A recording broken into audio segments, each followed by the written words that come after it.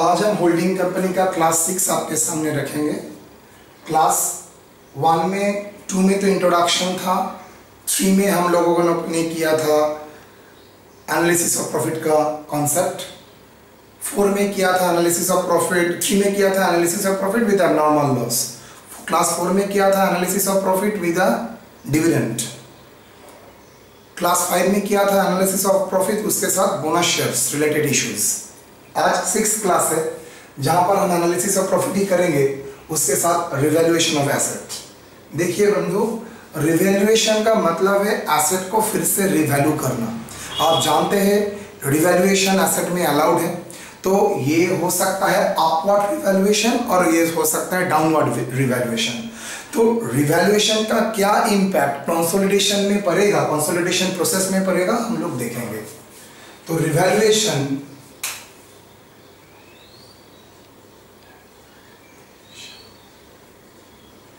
of assets on the date of acquisition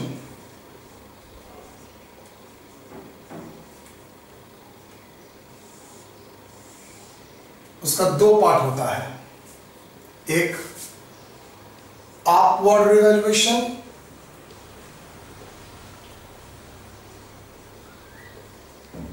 normally applicable होता है land और land and building,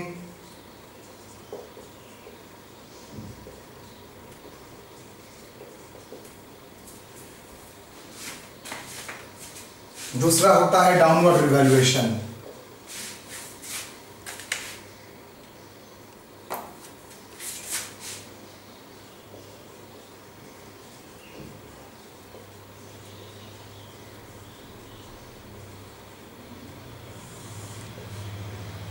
furniture, plant and machinery,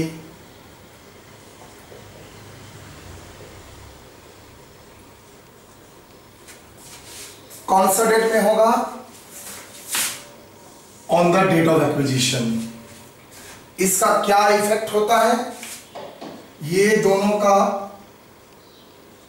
effect in the subsidiary। अच्छा, कौन किया? By S limited, subsidiary company.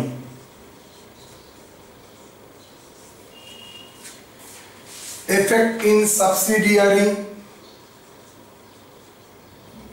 Limited, दो side से इसका effect आएगा। एक रिवैल्यूएशन प्रॉफिट लॉस, अपवर्ड होगा तो प्रॉफिट, डाउनवर्ड होगा तो loss, that is revaluation reserve, revaluation reserve. दूसरा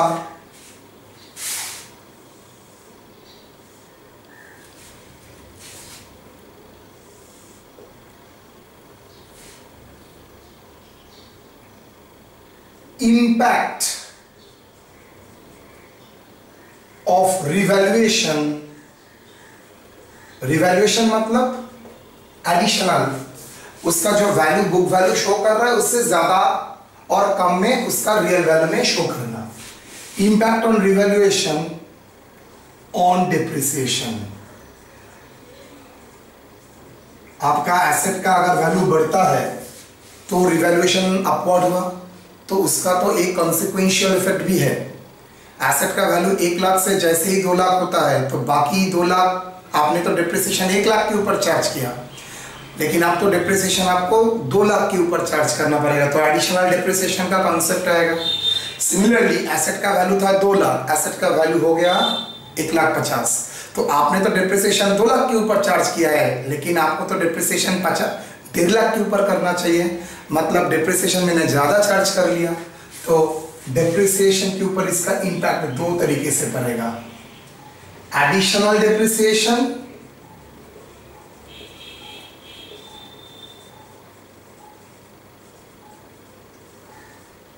दूसरा सेविंग्स इन डिप्रिसिएशन,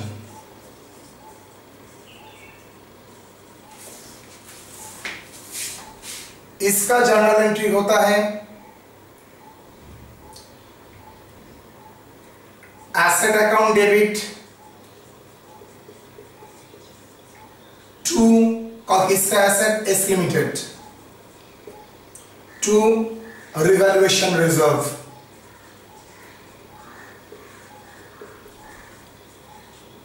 किसका, ऑब्वियसली एस लिमिटेड। और ये कौन सा प्रॉफिट है, 100% capital profit on the date of date of acquisition. Because revaluation कब हो रहा है, रिवैल्यूएशन हो रहा है on the date of acquisition. तो ये जो रिवैल्यूएशन सरप्लस आया दैट इज एसेट को बढ़ाएंगे, रिवैल्यूएशन को डिक्रीज करेंगे। सिमिलरली उल्टा भी तो हो सकता है क्या,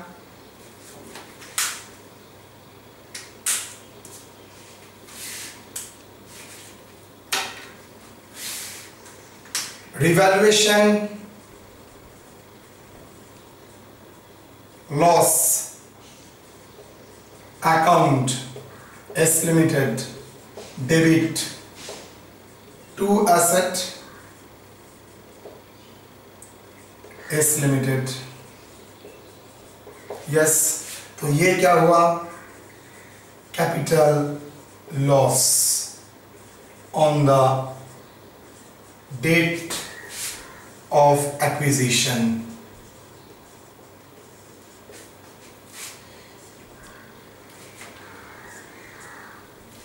दोनों ही क्या है, pre period, pre acquisition adjustments.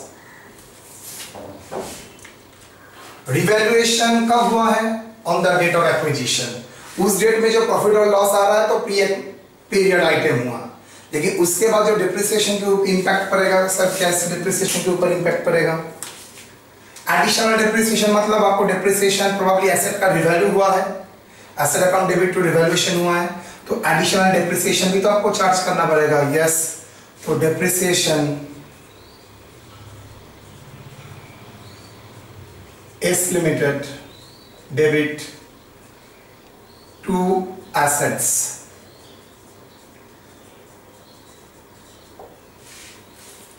Done. Depreciation debit to asset.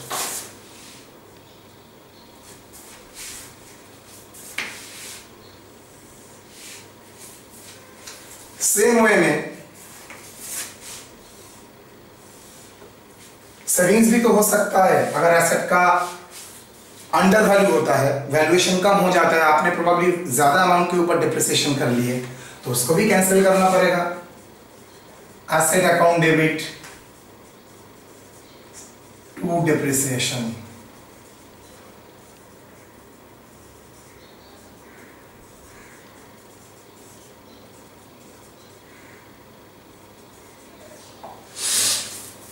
और ये दोनों ही क्या है, अगर एक्विजिशन डेट में आपका रिवैल्यूएशन हो रहा है तो इसके बाद दोनों ही आपका पोस्ट एक्विजिशन एडजस्टमेंट।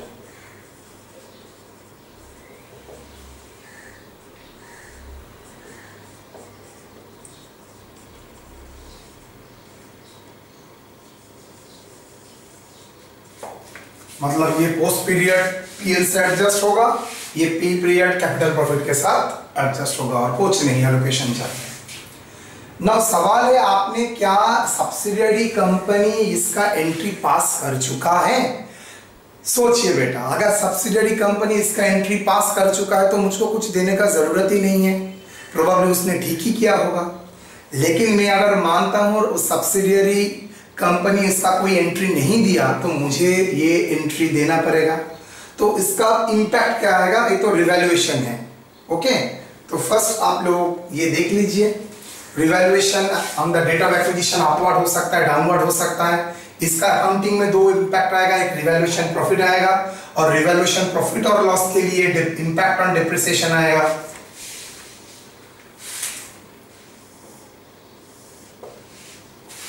अच्छा, रिवैल्यूएशन प्रॉफिट होता है तो normally asset to revaluation reserve, और डिक्रीज होता है तो रिवैल्यूएशन लॉस टू एसेट, दोनों ही आपका कैपिटल प्रॉफिट से एडजस्ट होगा। उसका सब्सिक्वेंट इफेक्ट, एसेट अगर बढ़ता है तो मुझे फर्दर डिप्रिसिएशन चार्ज करना पड़ेगा। एसेट 2 लाख से 2,50,000 हुआ है तो 50,000 के ऊपर मुझे एडिशनल डिप्रिसिएशन चार्ज करना पड़ेगा, डिप्रिसिएशन टू एसेट। लेकिन एसेट 3 लाख से अगर 2,50,000 होता है तो मुझे 50,000 के ऊपर जो रिवैल्यूएशन लॉस हुआ है, डिप्रिसिएशन, तो मैंने 3 लाख के ऊपर चार्ज कर दिया, लेकिन होना चाहिए तो 2,50,000, तो 50,000 के ऊपर एडिशनल डिप्रिसिएशन चार्ज कर दिया था, तो अब मुझे नहीं करना पड़ेगा। So indirectly it is a savings in depreciation, asset to depreciation. Okay, अब सर ये revaluation, profit, loss, additional depreciation कैसे आएगा वो हम लोग देखेंगे। चलिए देखते हैं। आई थिंक ये कॉपी हो गया।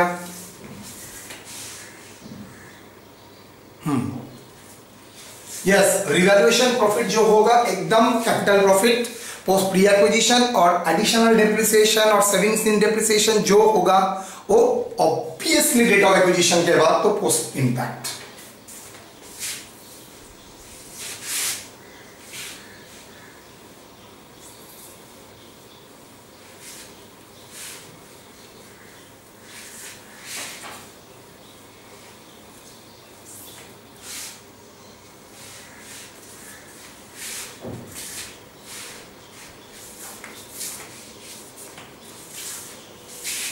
सर ये अंडर वैल्यूएशन, ओवर वैल्यूएशन कैसे आएगा देखते हैं।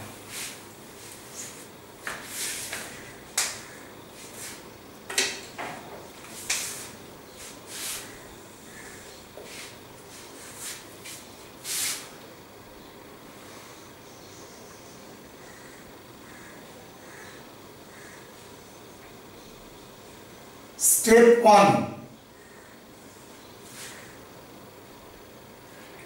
एक पूरा ही प्रोसेस हम लोग कर रहे हैं। Assuming S limited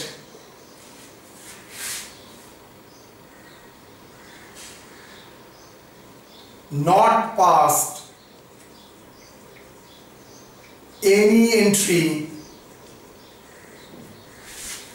for revaluation.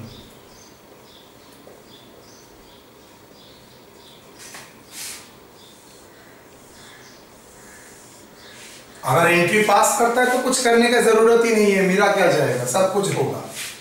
Step 1,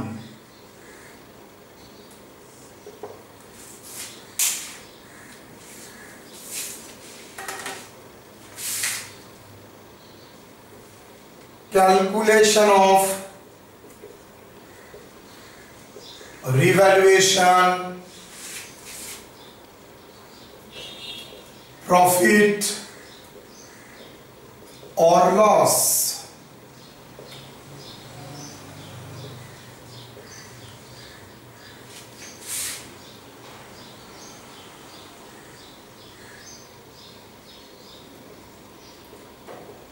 book value of asset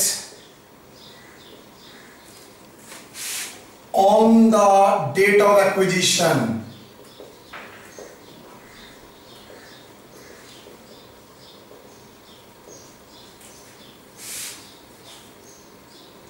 less market value of asset on the date of acquisition। Question में दे देगा, और ये book value at the beginning of the year है तो आपको बैलेंस शीट से मिल जाएगा, लेकिन at the beginning of the year नहीं है तो आपको कैलकुलेट करना पड़ेगा। तो ये दो डिफरेंस है, तो रिवैल्यूएशन, प्रॉफिट और लॉस। सर नाउ सवाल है, ये book value of the asset on the date of acquisition कैसे होगा? Note 1, book value of asset on the date of acquisition। इसका आंसर दो तरीके से दे दूंगा। Date of acquisition on the at the beginning of the year, beginning of the year,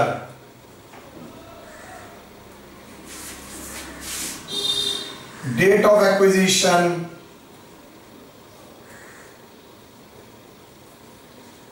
at the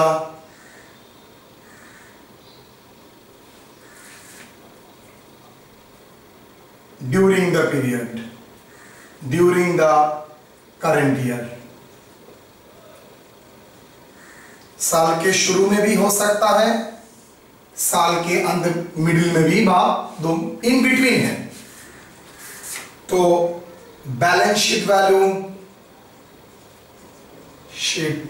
value is the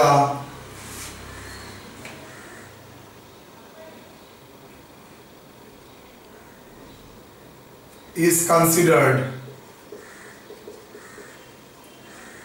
as book value, assets। दूसरा,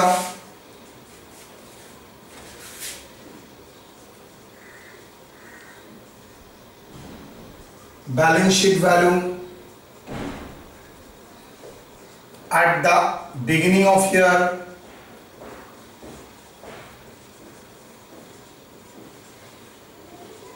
less depreciation on assets up to date of acquisition। क्या होगा? Book value into rate of depreciation into the period divided by 12 months। अगर date of acquisition 3 महीने के बाद होता है तो 3 महीने का डेप्रिसिएशन कैलकुलेट करेंगे, that is book value as on date of acquisition। Done? Note 2, rate of depreciation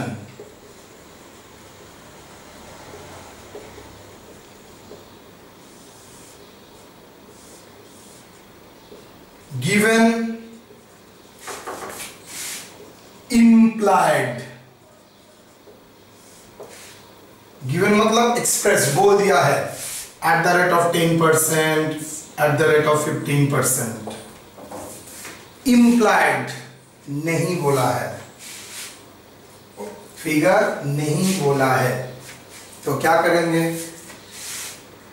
to be calculated. कैसे? Closing book value less opening book value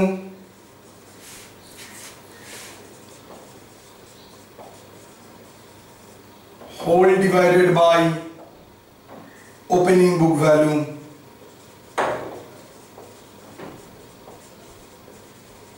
into 100। ये देखने में फॉर्मूला है, ये आप लोग बहुत अच्छी तरह से जानते हैं। आप बोलिए तो आपका ओपनिंग लैंड एंड बिल्डिंग का वैल्यू था 10 lakh, closing land and building का वैल्यू है 9 लाख। डिप्रिसिएशन कैसे चार्ज किया? रिवैल्यूएशन हुआ है लेकिन आपने रिकॉर्ड नहीं किया। Assuming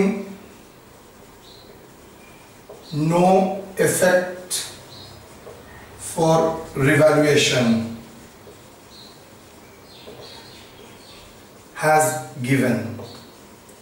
अगर कोई रिवैल्यूएशन का इफेक्ट नहीं है, मैं रिवैल्यूएशन है लेकिन उसका इफेक्ट आपने नहीं लिया। ओपनिंग आप बोलिए 10 लाख था, क्लोजिंग 9 लाख, डिप्रिसिएशन का रेट कितना होगा? कितना?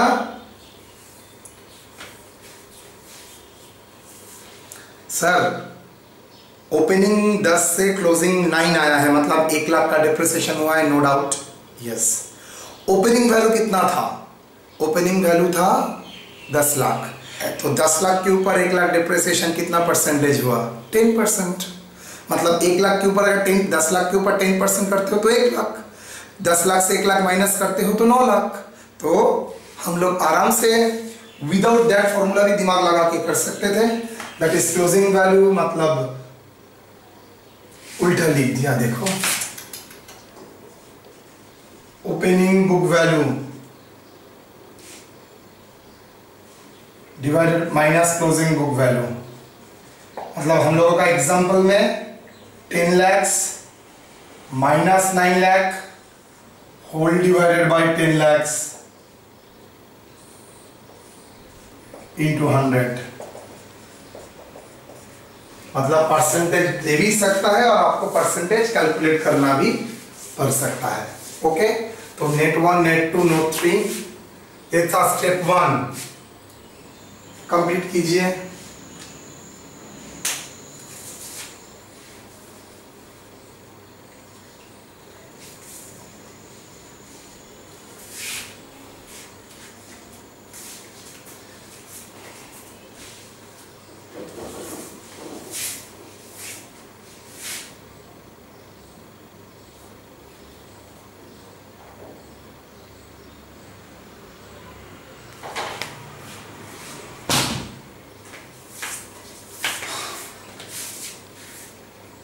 स्टेप 2,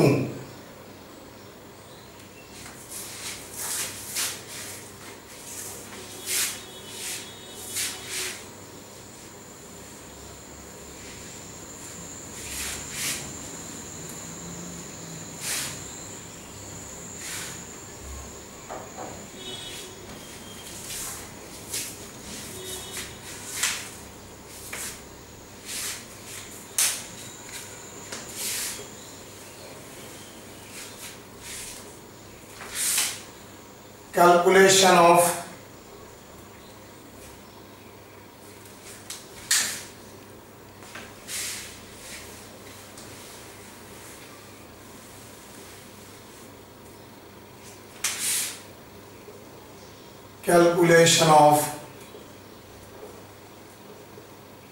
additional depreciation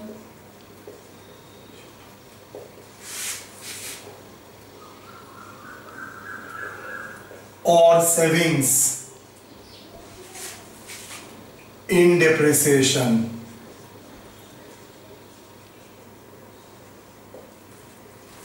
क्या होगा?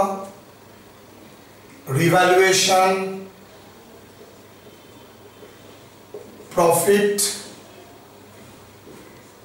लॉस, जो अमाउंट आएगा into rate of depreciation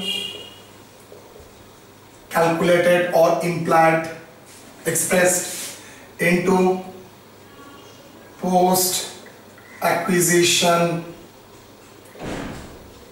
period whole divided by 12 months।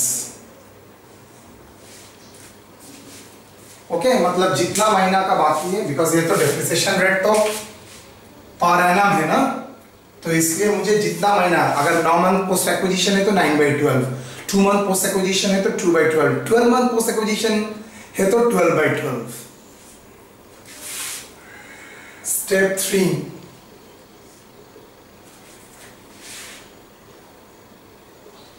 Deduct और add the revaluation profit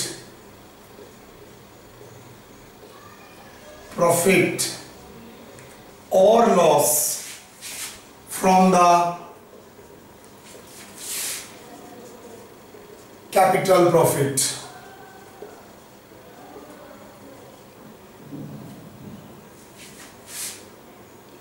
And deduct or add the additional depreciation or savings in depreciation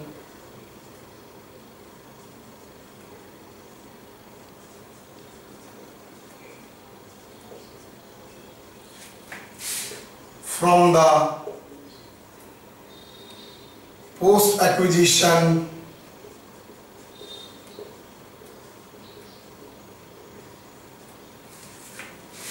profit.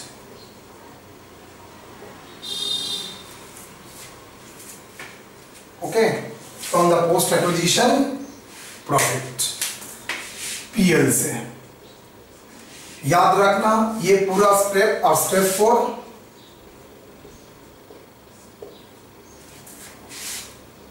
In AOP chart. Okay, in AOP chart.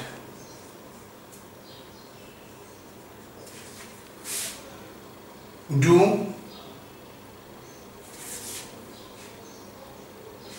अच्छा to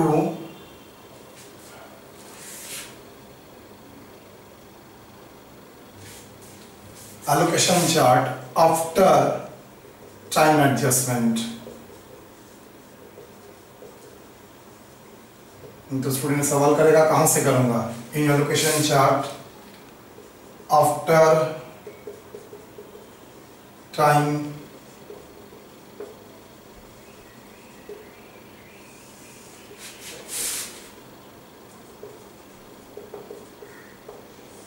step 4।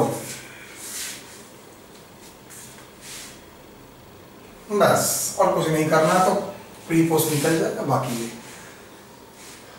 तो BCom honours general के लिए ऐसा कोई year नहीं है जिस बार रिवैल्यूएशन, एक बार सरप्लस जनरेट किया, कभी revaluation as per profit generate किया।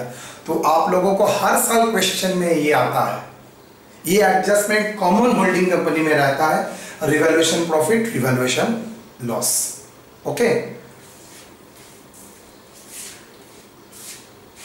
डन। अब इलास्ट्रेशन नंबर 1 जो हम लोगों ने दिया है वो इलास्ट्रेशन 1 हम लोग करेंगे। आप लोग इलास्ट्रेशन 1 को देख लीजिए।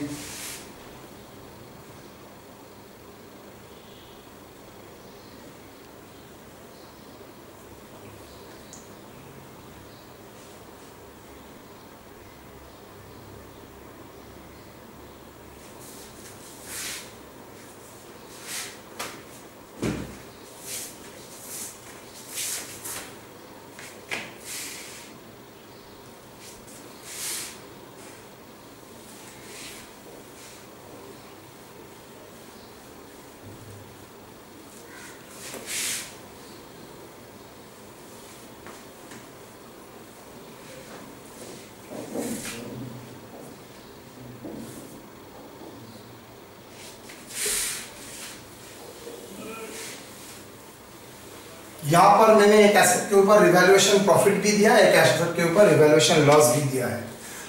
डेट ऑफ एक्विजिशन देखिए 1/7/2019। तो करते हैं, ये चार्ट करने से पहले फर्स्ट वर्किंग कर लेते हैं। वर्किंग नोट 1 नहीं सर, पहले स्टार्ट कर लेते हैं, नॉर्मल प्रोसीड्यूर फॉलो करते हैं। एलोकेशन ऑफ प्रॉफिट किसका? Of subsidiary S limited.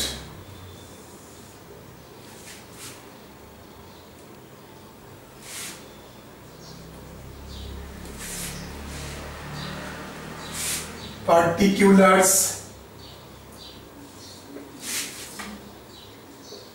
capital profit revenue profit PL account general reserve total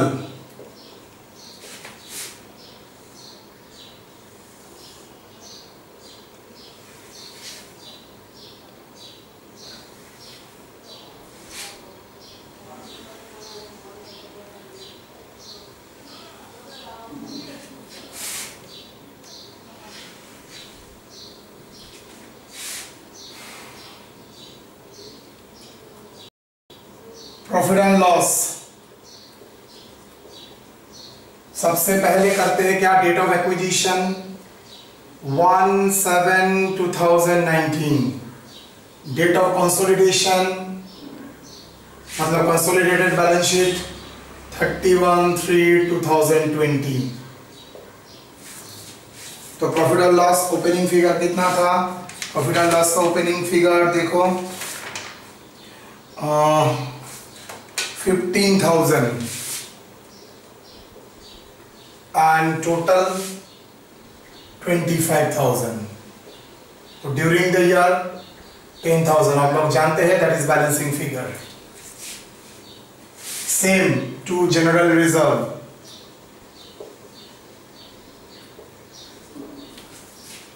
कितना जनरल रिजर्व 25,000 स्टार्टिंग में, क्वेश्चन में बोल दिया है, एंडिंग में 75, during the year 50। Done sir, done sir. क्या करते हैं, एक लाइन ड्रॉ कर देते हैं। Capital profit 40,000, revenue profit PL को मान के चलते एप्रीहेंड करते हैं 12 महीने का फॉर 12 मंथ्स, मान के चलते हैं general reserve for 12 months post acquisition, लेकिन वो तो एक्चुअल में नहीं है। 12 महीने में 3 महीना प्री है और 9 महीना पोस्ट है, तो ये तो फिगर गलत है। यस सर, हम लोगों को करना पड़ेगा ऐड। ऐसा कोई डिस्ट्रीब्यूशन जो करंट ईयर में हुआ है जिसमें प्री पोस्ट रिलेटेड आइटम है? No sir, no abnormal loss, no bonus shares, no final dividend. Very good. Dash dash dash.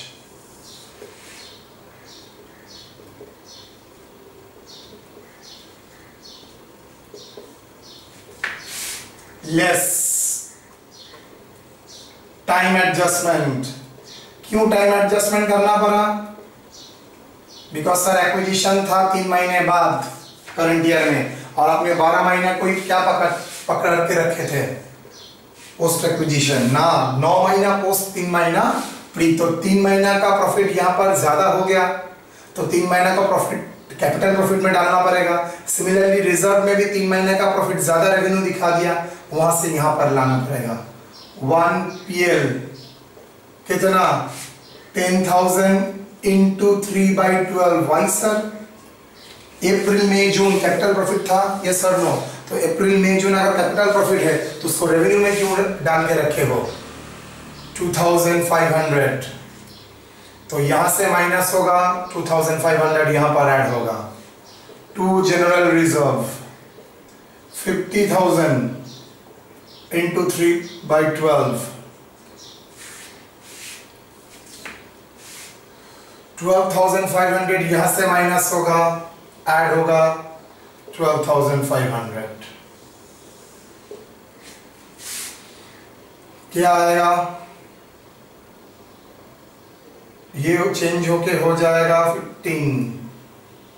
55,000, ये होगा 7,500, 37,500 लेस डिस्ट्रीब्यूशन। कुछ है डिस्ट्रीब्यूशन? ना। कोई एबनॉर्मल लॉस? ना, तो नहीं है। तो एक आइटम है सर डैश डैश डैश, यहां पर तो रिवैल्यूएशन है, यस, तो आपको देखना पड़ेगा ये रिवैल्यूएशन प्रॉफिट और लॉस कितना आया है। तो यहां पर रिवैल्यूएशन पहले देखिए, रिवैल्यूएशन किसके ऊपर है? मशीनरी के ऊपर। तो मशीनरी में रिवैल्यूएशन प्रॉफिट है, देखते हैं प्रॉफिट है और लॉस, विदाउट कैलकुलेशन तो नहीं कर सकेंगे। तो working note, revaluation profit loss मैं एक पैराग्राफ में कर सकता था, लेकिन मैं नहीं करूंगा बिकॉज ऑफ द फैक्ट पहला प्रॉब्लम है, इसलिए। ऑन मशीनरी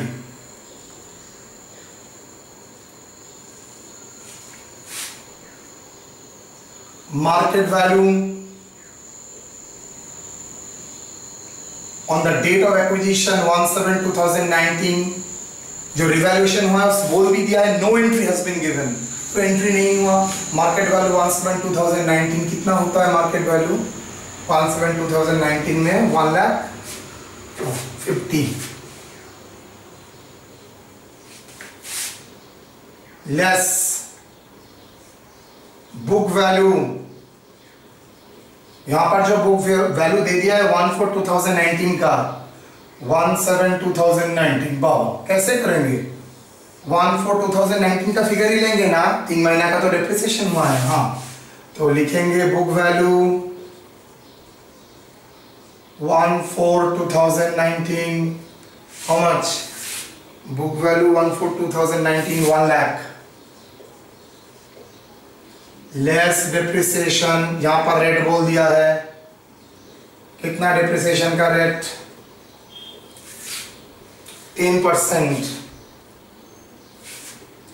तो 1 lakh into 10% into 3/12। Why sir because 3 महीना तो डेप्रिसिएशन होगा, तब तो एक्विजिशन नहीं हुआ था, तो 1 लाख इंटू 10% 10,000 इंटू 3/12 2,500। तो मुझे ये बताइए 1/7/2019 में बुक वैल्यू कितना था 97,500, तो उस टाइम वैल्यूएशन कितना किया मार्केट ने उस मशीनरी का 1,50,000, तो ये डिफरेंस आप क्या बोलेंगे 1,50,000 माइनस 97,500, तो 52,500 that is revaluation surplus.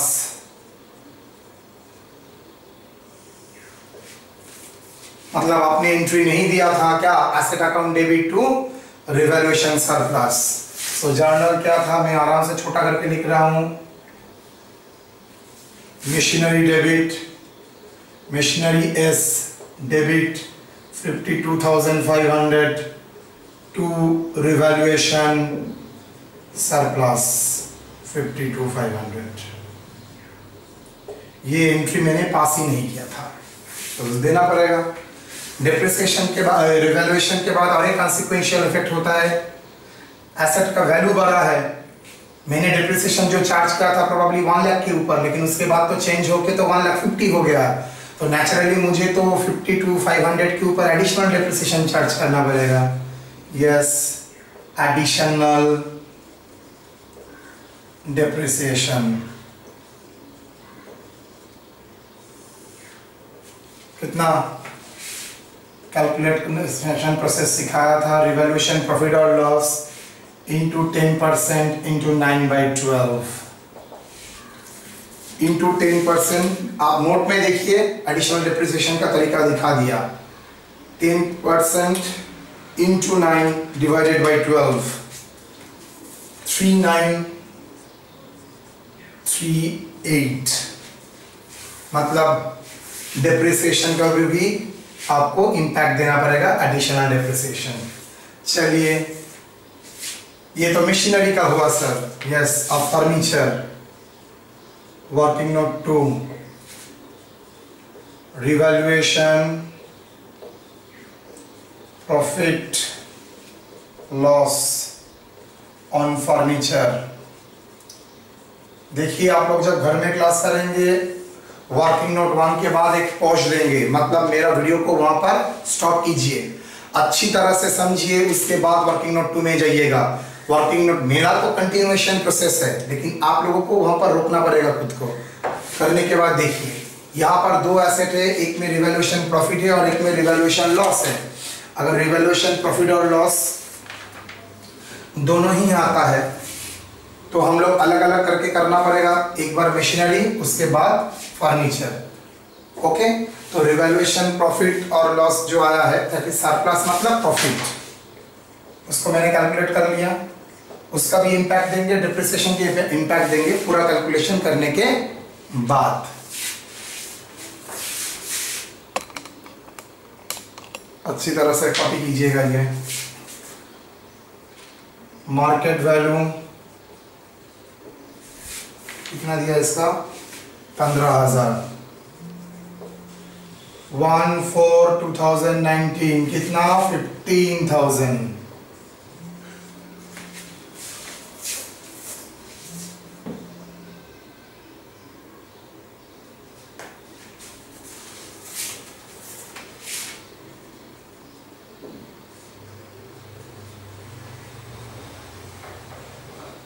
Less book value 1/7/2019,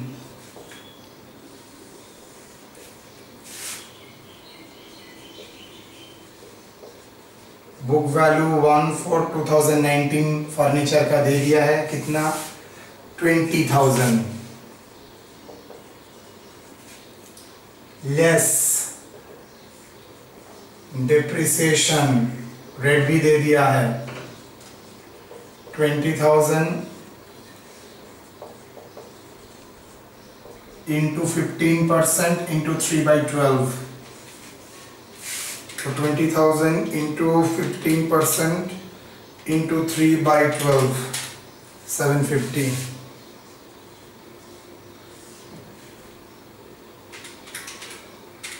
19,250, मतलब उस डेट में बुक वैल्यू था, उस डेट मतलब 1/7/2019 में बुक वैल्यू था 19,250 और मार्केट वैल्यू शो कर रहा है 15,000, तो इसको क्या बोलूंगा, रिवैल्यूएशन लॉस।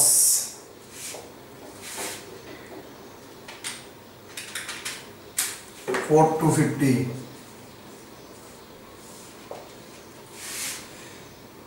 एसेट का आपने डिप्रिसिएशन 20,000 के ऊपर किया है, लेकिन डिप्रिसिएशन 15,000 के ऊपर करना पड़ेगा, तो आपने डिप्रिसिएशन ज्यादा चार्ज किया है, तो सेविंग्स इन डिप्रिसिएशन, खर्चा सेव कर रहे हो, सेविंग्स इन डिप्रिसिएशन, डिप्रिसिएशन आपका खर्चा होता है, तो डिप्रिसिएशन कम होगा तो savings 4,250 into 15% into post acquisition period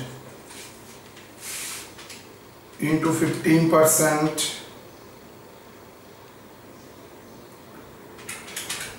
into 9, 478। Okay, तो ये था रिवैल्यूएशन प्रॉफिट और ये था रिवैल्यूएशन। सिमिलरली यहां पर भी revaluation loss, account debit to furniture S limited, कितना रिवैल्यूएशन लॉस 4,250, जो एंट्री आपने पास नहीं किया, तो ये दोनों का इंपैक्ट अब यहां पर आना पड़ेगा। लेस डिस्ट्रीब्यूशन, अब एड लेस रिवैल्यूएशन। अच्छा चलिए अलग अलग तरीके से ही करते हैं।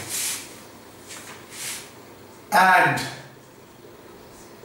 रिवैल्यूएशन प्रॉफिट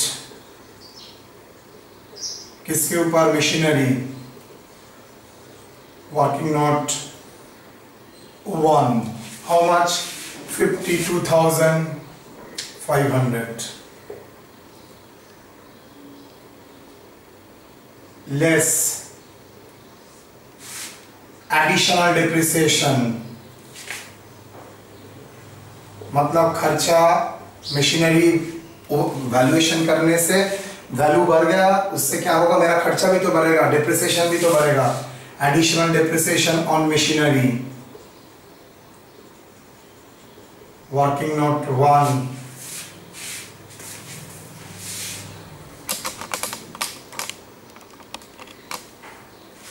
कितना वर्किंग नोट 1, 3938, ये कहां से होगा एडजस्ट, पीएल से।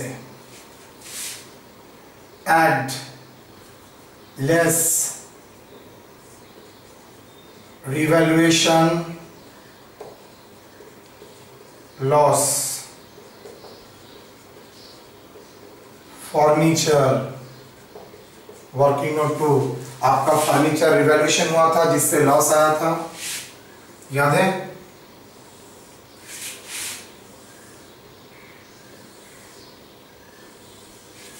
तो रिवैल्यूएशन लॉस होता है जैसे कैपिटल लॉस, तो कैपिटल लॉस आपको माइनस करना पड़ेगा, कितना 4,250।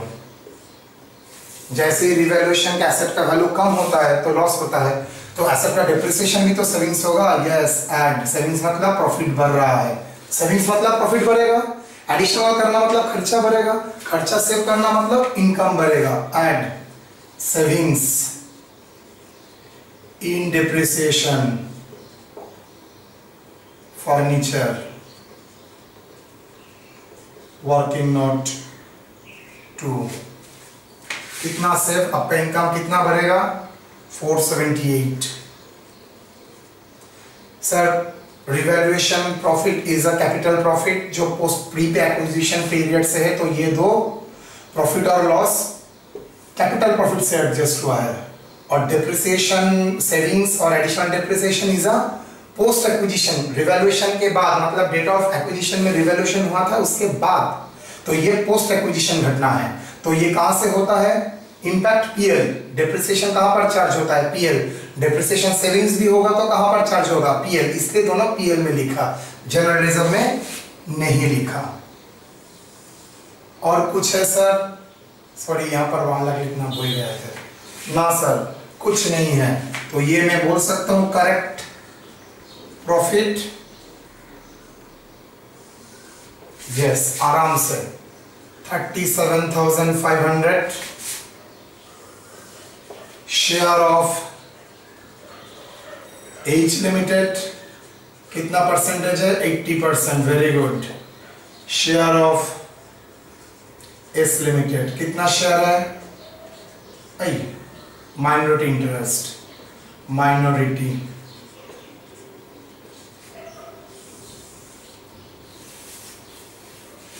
चलिए जी, रिजर्व को पहले कर लेते हैं 37,500 इंटू 80%, 30,000, तो माइनॉरिटी का शेयर होगा 7,500।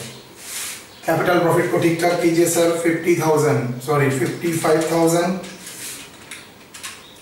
Plus 52,500 minus 4250, 1,03,250 into 80%, 82,600, 20,650। ओके, तो कैपिटल प्रॉफिट रिवैल्यूएशन का प्रॉफिट एडजस्ट करने के बाद हो गया 1,03,250, 80% यहाँ पर, 20% माइनॉरिटी। तो रेवेन्यू प्रॉफिट 7,500 टाइम एडजस्टमेंट के बाद, डिस्ट्रीब्यूशन कुछ नहीं था लेकिन रिवैल्यूएशन प्रॉफिट लॉस था, तो उससे जो सेविंग्स और एडिशनल डिप्रिसिएशन आया है वो देखेंगे। 7,500 minus 3,938 plus 478, 4040, is it fine? Yes. इसका 75, 4040, इसका 80% कौन, 3232 एच का शेयर है रेवेन्यू प्रॉफिट में, और बाकी 4040 इंटू 20%, 808। मतलब एच का ये कैपिटल प्रॉफिट इन्वेस्टमेंट से एडजस्ट होगा, ये उसका रेवेन्यू प्रॉफिट पीएल, ये इसका revenue profit general reserve. Revenue profit PL जाएगा एच का खुद का पीएल के साथ ऐड होके, revenue profit general reserve H का जनरल रिजर्व के साथ ऐड होगा। जब करेंगे हम लोग देखेंगे, अभी तो एलोकेशन चार्ट ही चल रहा है। और माइनॉरिटी का शेयर है 20,650, 808, 7,500। इसका कोई मतलब नहीं है बिकॉज ये तीनों ही ऐड करके उसके पास जाएगा, मतलब 7,500 plus 20,650, 28,958।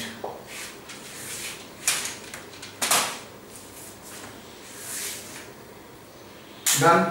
तो इसके साथ हम लोगों का क्लास 6 समाप्त होता है। आप लोग इस रिवैल्यूएशन को अच्छी तरह से देखिएगा। नॉर्मली अगर आप लोग 15 मिनट एक चीज़ देखने के लिए 20 मिनट 30 मिनट देते हैं, तो मेरा रिक्वेस्ट है बेटा इसका थ्योरी ये कंप्लीट करने के बाद फिर से रिकैप करो। थ्योरी मतलब आज का क्लास में स्टार्टिंग में मैंने जो लिखा है is very important, very very important. हर पॉइंट को बारीकी से डेट, बुक वैल्यू क्या on the date of acquisition बोल रहा है और book value on the date of revolution बोल रहा है ना, बिगिनिंग बोल रहा है, सब आप जगह का देखना पड़ेगा। याद रखिए ये टाइम एडजस्टमेंट आया बिकॉज ये mid of the year acquisition था, लेकिन ये एक्विजिशन अगर at the beginning of the year आता तो आपको रिवैल्यूएशन तो आता, एडिशनल डेप्रिसिएशन में प्रोपोर्शन नहीं करना पड़ता, पूरा 12 महीने ही, बिकॉज करंट ईयर का पूरा ही उसका पोस्ट पीरियड है।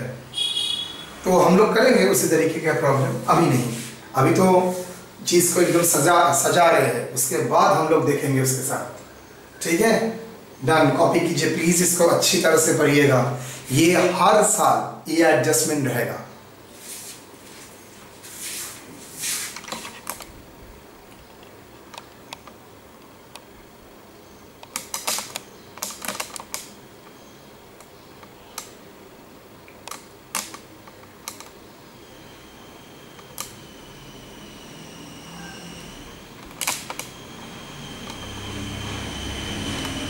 रिवैल्यूएशन प्रॉफिट के टाइम कैपिटल प्रॉफिट में ऐड होता है, जैसे रिवैल्यूएशन लॉस होता है माइनस होता है। एडिशनल डेप्रिसिएशन से खर्चा बढ़ता है तो प्रॉफिट डिक्रीज किया, एडिशनल डेप्रिसिएशन की जगह सेविंग्स इन डेप्रिसिएशन होता है तो मेरा इनकम बढ़ता है, इसलिए प्रॉफिट के साथ ऐड हुआ।